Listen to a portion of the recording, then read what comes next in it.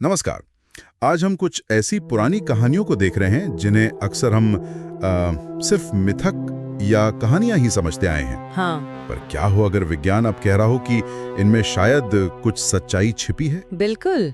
आज हम ऐसे ही 5 मिथकों की पड़ताल करेंगे, देखेंगे कि कोई वैज्ञानिक या ऐतिहासिक सबूत मिलता है क्या। और ये बहुत दिलचस्प है। आप देखिए कैसे इतिहास और विज्ञान, खासकर नई खोजों के बाद, पुरानी धारणाओं को मतलब या तो पक्का कर देते हैं या फिर चुनौती देते हैं। हाँ बिल्कुल। तो चलिए शुरू करते हैं पहली कहानी से, महाप्रलय, द ग्रेट फ्लड। बाइबल में, गिलगमेश में, मतलब दुनिया भर की कई संस्कृतियों में एक भयानक बाढ़ का जिक्र मिलता है। सही। लंबे समय तक तो इसे बस एक कह लीजिए सिंबॉलिक कहानी माना गया। हाँ। पर अब देखिए भूविज्ञान के पास कुछ सबूत हैं। लगभग 7000 साल पहले की बात है। आइस एज के बाद बर्फ पिघली। अच्छा। और उससे समंदर का लेवल बहुत तेजी से बढ़ा। इसने दुनिया भर के जो तटीय इलाके थे उन्हें शायद डुबो दिया।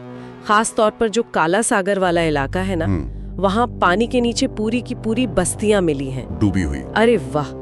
तो ये खोजें इशारा करते हैं कि वो जो कहानियां हैं ना भयानक बाढ़ की, हो सकता है उनका कोई वास्तविक आधार रहा हो।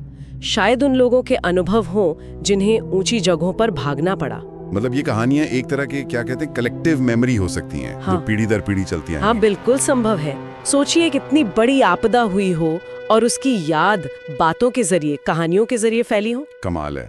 अच्छा, पानी की गहराइयों से अब जमीन पर आते हैं। एक शहर ट्रॉय।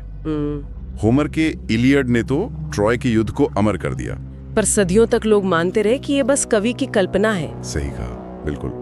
लेकिन फिर 1870 के दशक में वो हेनरिक श्लीमन की खुदाई हुई। हाँ। आधुनिक तुर्की में। हाँ। और वो जगह मिली जिसे अब ट्रॉय माना जाता है। अच्छा।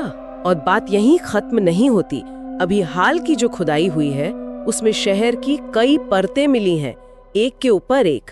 और कुछ परतों में तो साफ पता चलता है कि शहर युद्ध में तबाह हुआ था। अरे, ये इलियड में जो लिखा है ना कि शहर को घेरा गया, नष्ट किया गया, उससे काफी मिलता जुलता है। लेकिन क्या कोई खास चीज मिली है, जैसे वो लकड़ी का घोड़ा या हेलेन, उनका कोई सबूत? नहीं, देखिए लकड़ी का घोड़ा या हेलेन जैसे जो किरदार हैं, उनका कोई सीधा पुरातात्विक सबूत तो नहीं है। वो शायद कहानी को दिलचस्प बनाने के लिए जोड़े गए हों।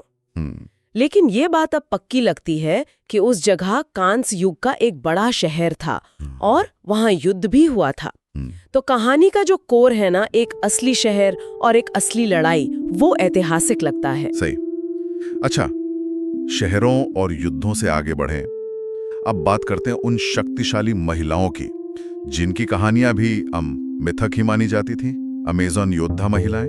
हाँ, अमेज़न्स। प्राचीन यूनानियों ने लिखा इनके बारे में कि ये पुरुषों से लड़ती थी, पर इसे भी ज्यादातर लोगों ने मतलब मर्दों की कल्पना ही समझा। हाँ बिल्कुल। लेकिन 2019 में एक बड़ी दिलचस्प खोज हुई। रूस और आसपास के इलाकों में सिथियन कब्रें मिली। सिथियन? हाँ, सिथियन। ये पुराने जमाने की घुमंतू जनजातियां थीं जो लड़ाई में माहिर मानी जाती थीं। तो इन कब्रों में जो कंकाल मिले, उनका डीएनए टेस्ट हुआ और पता चला कि कई कंकाल महिलाओं के थे। और सबसे जरूरी बात, उन्हें हथियारों के साथ, कवच के साथ दफनाया गया था। और कुछ कंकालों पर तो युद्ध में लगी चोटों के निशान भी थे। सच में? हाँ। ये तो कमाल की बात है ना? इसका मतलब ये सिर्फ अमेज़न वाली कहानी को ही किसी सच्चाई से नहीं जोड़ता, बल्कि ये भी दिखाता है कि पुराने समाजों में औरतों का रोल शायद वैसा नहीं था जैसा हम सोचते हैं। बिल्कुल।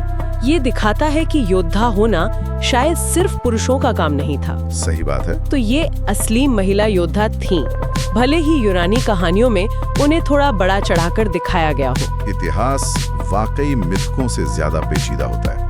अच्छा, इन ऐतिहासिक कड़ियों से आगे अब एक प्राकृतिक रहस्य की तरफ चलते हैं। ये भी किसी मिथक से कम नहीं लगता। अमेज़न की उबलती नदी। हाँ, बॉइलिंग रिवर। पेरू की लोक कथाओं में जिक्र है एक ऐसी नदी का जो इतनी गर्म है कि उसमें कोई गिरे तो उबल जाए। वैज्ञानिक इसे मानते नहीं थे क्योंकि वहाँ आसपास कोई ज्वालामुखी नहीं है। लेकिन ये नदी सच में है। इसका नाम है शनाई टिम्पिश्का। शनाई टिम्पिश्का? हाँ, वहाँ की भाषा में इसका मतलब है सूरज की गर्मी से उबाली गई। और ये कोई छोटी मोटी नहीं, करीब 4 मील लंबी है। 4 मील? और पानी का तापमान कहीं कहीं 93 डिग्री सेल्सियस तक पहुंच जाता है। मतलब सचमुच उबलता हुआ। बाप रे। और जैसा आपने कहा, सबसे रहस्य वाली बात इसका सोर्स है। कोई ज्वालामुखी नहीं आसपास। इसका पानी जमीन के अंदर की गर्मी से, मतलब जियोथर्मल एक्टिविटी से गर्म होता है। पर कैसे, ये अभी भी पूरी तरह समझा नहीं गया है। प्रकृति भी कमाल की पहेलियां सामने रखती है। अच्छा, अब प्राकृतिक रहस्यों से आगे बढ़ते हैं एक तकनीकी पहेली की ओर, जिसका जिक्र प्राचीन भारतीय ग्रंथों में है, विमान।